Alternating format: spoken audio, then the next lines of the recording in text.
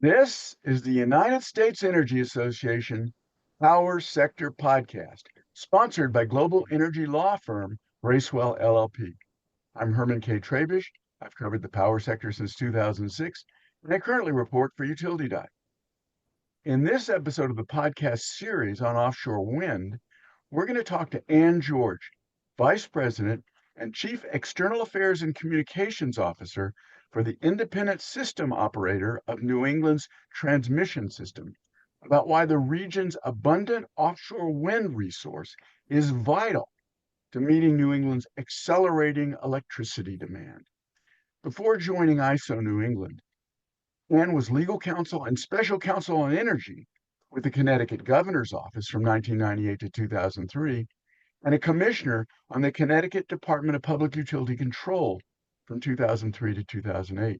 She joined ISO New England in 2008 and became a vice president in March 2023. And what factors like data center growth, transportation, and building electrification and extreme weather events make new generation increasingly urgent for the ISO New England region? Well, thanks, Herman, and thanks for having me. And New England is in the midst of a shifting energy landscape. We do see some pretty dramatic changes in our resource mix. And we do project an increase in energy demand on the system over the next 10 years. We're looking at approximately 17% increase in electricity consumption. But we haven't seen the types of increases from data centers that other regions have seen recently. Our increases are generally due to state policies focused on electrification of transportation and heating. And those really are kind of pushing that demand forward. And at a time when over the past several decades, we've really seen pretty flat demand. Our demand has stayed flat primarily because the state's investments in energy efficiency and behind the meter solar. So when you look at what the wholesale regional grid needs to supply, it really has been relatively flat. So as we move into this kind of growth period, it's going to be interesting to see what types of resources are necessary to come on. And it really is looking at three different factors. The amount of demand that we see grow, the amount of supply, current supply that seeks to retire, and then the amount of that new supply coming on and how quickly that could come on. So it's really just managing those three variables and making sure that we don't get behind in one or the other in order to stay to a point where we can reliably meet that increasing demand. Yeah, you make a couple of good points. I think I just saw a report the other day, data center growth, which everybody is talking about, is very regional. I think the amount of data center growth in the Washington, D.C., Northern Virginia area there is like 3 times larger than any place else that data center growth is affecting anywhere in the world. So it's really an interesting localized phenomenon. The other interesting point you make is that your the things that are causing your need for new generation are new. Up until recently, we all had relatively flat growth, but all of a sudden, this new amount has affected everybody. So explain a little more in depth. I want to get to offshore wind in a few minutes, but first, just in a little more in depth, how does ISO New England serve the region? What are the challenges that you guys have? For instance, spiking peaks is something that's fairly new in a lot of places, and variable customer demands because you don't know when they're going to be using solar, when they're going to be using batteries, when they're going to be charging EVs. That's affecting a lot of people. Um, and from what I understand, it's making new loads increasingly difficult to meet and new kinds of generation increasingly attractive. Is that correct for your region?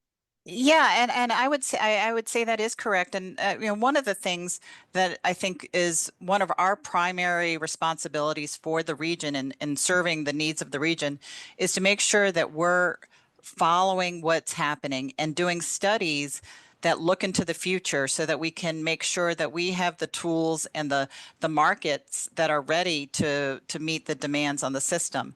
And so we've done a lot of studies to look at the changing resource mix. And one of the things we've seen just naturally occur because of the market forces is the transfer from oil and coal to predominantly natural gas fired generation in the region. And as we move forward and we look at what the New England state policies are pushing, and increasingly more renewable and battery storage, you look at the system and what the system needs will be. And so we're already seeing, the infamous duck curve. Different regions have experienced when solar power is driving down demand during the middle of the day when the sun is bright. And we're seeing that here in New England as well. And so that raises a lot of questions about basically your minimum load that you're going to have on the system now happening in the middle of the day. That's a very different demand curve that we haven't seen in the past. We also have to look at when that solar goes away, then what happens with that ramp and how do you serve that ramp? So we've done some. That's the neck of the deck, right? And that when That's right. that That goes is straight up, it's belly. the During belly the and then middle the of the neck. day, the demand drops down, so that forms a belly in the curve, and then the neck is the spiking demand in the evening when the solar goes away and people come home from work. That's right. And so one of the big studies we did was it's a mouthful. It's called Economic Planning for the Clean Energy Transition, and it's Mhm. the acronym is EPSET. And when we looked at that study and we did different scenarios of what the future may look like, a future system may look like in a decarbonized world, and really meeting the state policies, we saw that there's increased variability. There's these changes to when you would have the peak on the system, and so that has helped us think through, well, what do the markets need to look like to drive the responses that we're going to need in the future? And so while we see right now some of the impact from these changing resources on the system, we don't have the dramatic needs for new resources or different energy and market products yet. But we're in the process of working on those. We're in the process of changing our capacity market so that it matches more closely the reliability needs. We're moving from a 3-year forward capacity market to a seasonal market that will be held, the auction will be held closer to the time of need. We are looking at making sure that we're changing how we measure the different resource types and the reliability contribution they make. We are looking at additional flexibility response services that might be needed in the future. So all of these studies really help us think through what are the markets of the future need to look like, given that the resource mix is changing as much as it's changing. Yeah, and for our listeners, just to unpack a little bit what you said, that the change in your capacity market procurements has to do with what I mentioned earlier, the spiking peaks and what we talked about, the neck of the duck. As that neck gets steeper and steeper, that ramp in the evening gets steeper and steeper, you have to have what folks like at the ISOs like you call capacity, which is a different, it's different than energy. It's what is available right away to meet that sudden ramp. Am I correct in that, Ann? You're correct, but it's really, market administrators and other entities like ISO New England have for a long time thought about it in terms of resource adequacy, and it was the Mm. capacity on the system. And so that's a really critical piece to this. But more and more, we're starting to see, the need for energy adequacy. And it used to be that if you had the capacity, you were assured that you had the energy as well. Mm. As we move to more weather dependent resources, and in New England in particular, we have limitations on our natural gas pipeline system. And so you're really needing to make sure you have not only the capacity, which is the actual steel in the ground or the resource to actually produce the energy, but you need to make sure that you have the energy. And so that can come in the form of longer duration batteries. It can come in the form of additional fuel being stored at different resources. So as we move to more, let's say, offshore wind or solar Right, right. production, you might have periods of time where that's not available. And so where do you turn to? So you talk Well, about that neck and that ramp when the solar goes away. That's where you need to turn to something else to produce the electricity. This episode is brought to you by the Policy Resolution Group at Bracewell, where law, policy, and strategic communications intersect to help clients navigate what's next. At Bracewell, we know energy. It's the industry we serve, the power behind big ideas, and the force we bring to every challenge.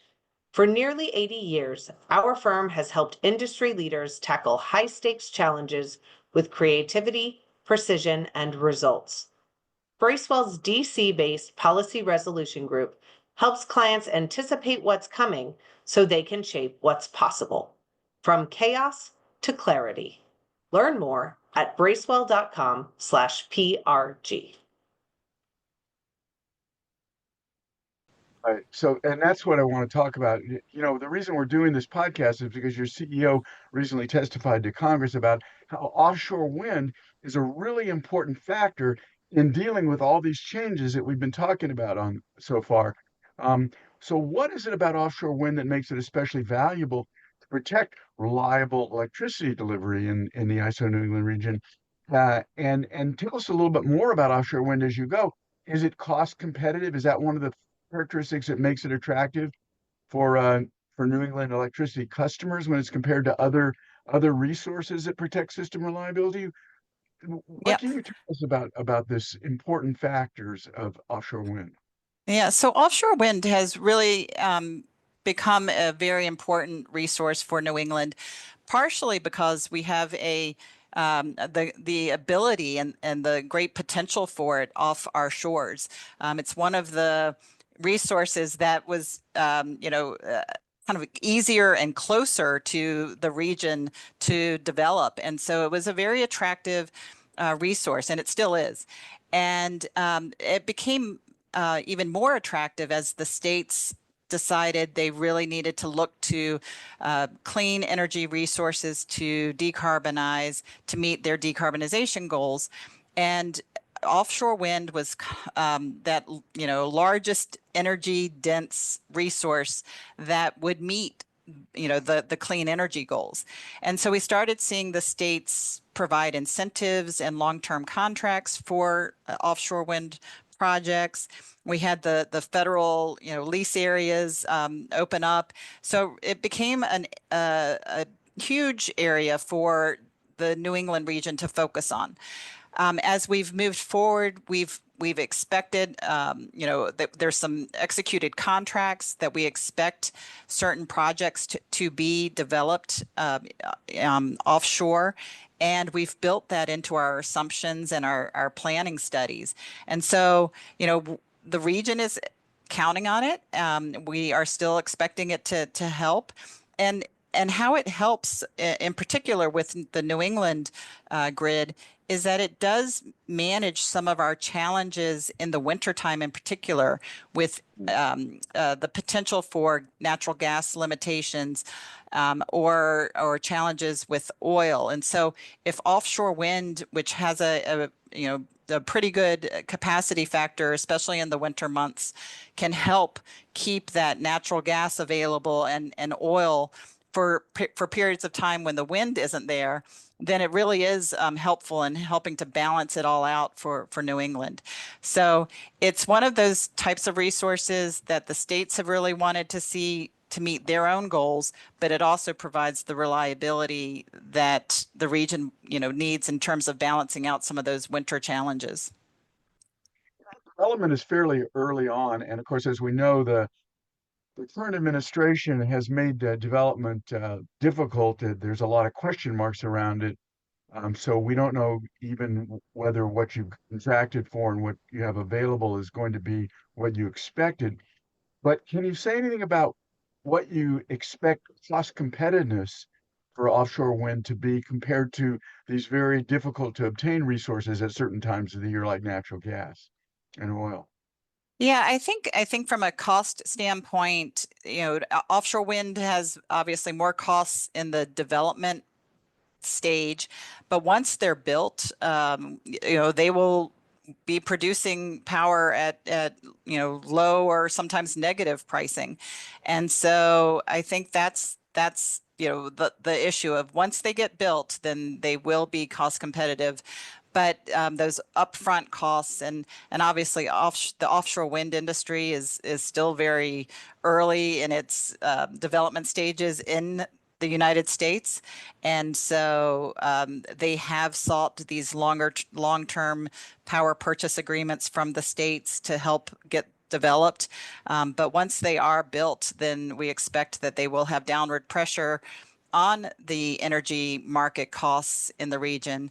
And that in and of itself is a good thing, but it also can create other challenges for additional existing resources that will be necessary to provide reliability. So it is something that there's a balance.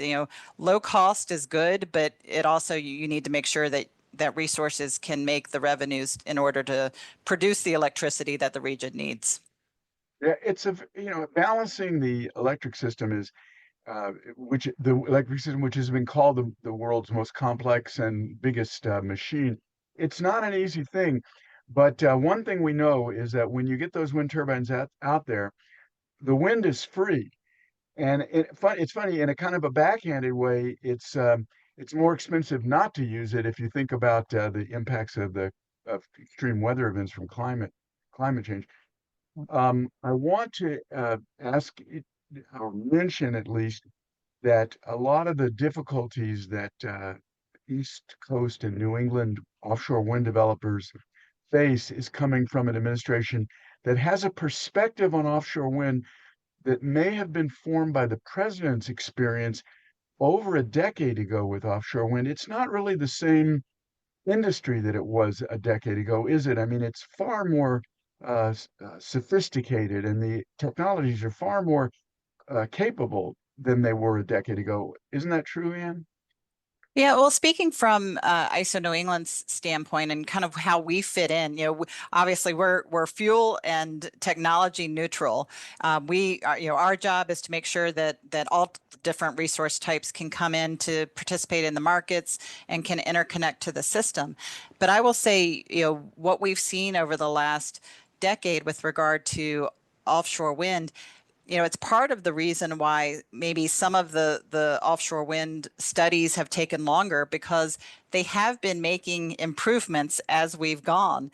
And so even, blade types, sizes, those have all been changing pretty dramatically. And as we study them in terms of interconnecting to the system or study them in other ways, we are seeing those changes that the industry is making and advancements that the industry is making in terms of their own technology.